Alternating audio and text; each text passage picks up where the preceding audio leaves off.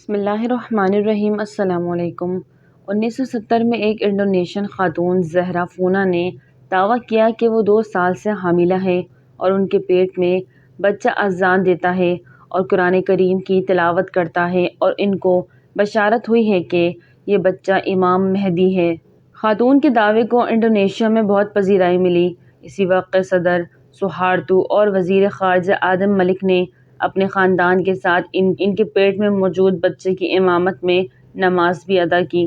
وہاں کے وزیر مذہبی امور نے کہا کہ یہ کوئی عجیب بات نہیں، کیونکہ امام شافعی بھی 3 سال ماں کے پیٹ میں رہے، اس لیے یہ امام مہدی بھی ہو سکتے ہیں۔ خاتون کی شہرت انڈونیشیا سے باہر نکلی تو ملیشیا میں مسلمانوں نے ان کو اپنے ملک کی دعوت دی اور ان کی امامت نماز پڑھوانے کا شرف حاصل کیا۔ ایسے میں پاکستان کا پیچھے رہنا ایک اسلامی ملک کے شاید شان نہیں تھا، اسی لیے یحییٰ خان کی حکومت نے ان کو کراچی اور دیگر شہروں میں ایسی روحانی اجتماعات میں شرکت کی دعوت دی۔ پہلے کراچی آئیں، خوب شہرہ رہا۔ دیوبندی عالم مولانا احتشام الحق تھانوی رحمۃ اللہ علیہ اور بریلوی عالم مولانا شفیع اکھاڑوی رحمۃ اللہ علیہ نے ان سے ثبوت مانگا، تو خاتون کے کہنے پر ان دونوں علماء کرام نے ان کے زیر ناف حصے پر کان لگا کے اذان اور تلاوت سنی اور کنفرم کر دیا کہ پیٹ میں موجود بچہ امام مہدی ہو سکتا ہے۔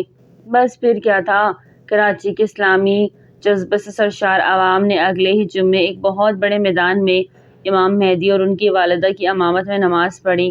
خاتون اپنے پاؤں پھیلا کر قبلہ رخ ہو کر بیٹھ گئی، لاؤڈ سپیکر مائک زیر ناف کے قریب لگا دیے گئے اور بچہ اذان اور پھر تلاوت کے ساتھ پوری نماز کرا کے لاکھوں مقتدیوں کے ایمان کو مضبوط کر گیا۔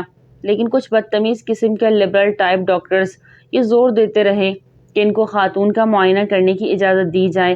خاتون اور ان کا شوہر ہر طریقے سے ٹالتے رہے، لیکن جب 10 ڈاکٹروں کی ایک ٹیم، جس میں 5 لیڈی ڈاکٹرز بھی تھیں، مل کے ان کے ہوٹل کے کمرے میں پہنچ کے چیکنگ پر زور دینے لگے اور زبردستی اپنا معائنہ کرنے لگے، تو راز کھلا کہ خاتون نے جائے مخصوصہ کے اندر ایک چھوٹا سا ٹیپ ریکارڈر فٹ کر کے رکھا ہے، جو اس زمانے میں پاکستان میں تو کہیں ملتا نہ تھا، شاید امریکہ یا یورپ سے لیا ہوگا۔ باہر اخباری نمائندوں کی ٹیم بھی موجود تھی۔ جو ہی یہ راز ان پر فاش ہوا، وہ تو اپنے اپنے اخباروں میں خبر دینے نکلے۔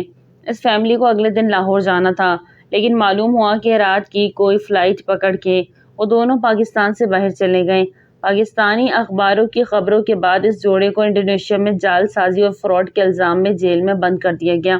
آپ میں سے شاید کسی کو یہ واقعہ معلوم ہو، یہ یاد ہو یا نہ ہو، اپنے بزرگوں سے پوچھ لیں، ورنہ گوگل پوری کہانی آپ کے سامنے لا دے گا۔ میں نے اپنی یادداشت سے لکھا ہے، اس وقت کالج میں پڑھتا تھا۔ مولانا احتشام الحق کی خاتون کے پیٹ کے نچلے حصے سے نہایت مطمئن انداز میں تلاوت سنتے وقت جو تصویر اخبار میں چھپی تھی، نظر کے سامنے گھوم گئی۔ خاتون کے انڈونیشی صدر اور آدم ملک کے ساتھ نماز والی تصویر بھی اخباروں میں ان کے یہاں آنے کے بعد چھپی تھی۔ وقتی طور پر بڑے بڑے گمراہ ہو جاتے ہیں، مگر فتنے، جھوٹ اور بدمعاشی کی عمر بہت تھوڑی ہوتی ہے۔ اس ڈیجیٹل دور میں سوچیں، کیا کچھ نہیں ہو سکتا۔ اللہ ہمیں اس دور کے فتنوں سے محفوظ رکھے۔ ناظرین، ویڈیو اچھی لگی تو لائک کریں، چینل کو سبسکرائب کریں اور دعا میں یاد رکھیں۔ السلام علیکم۔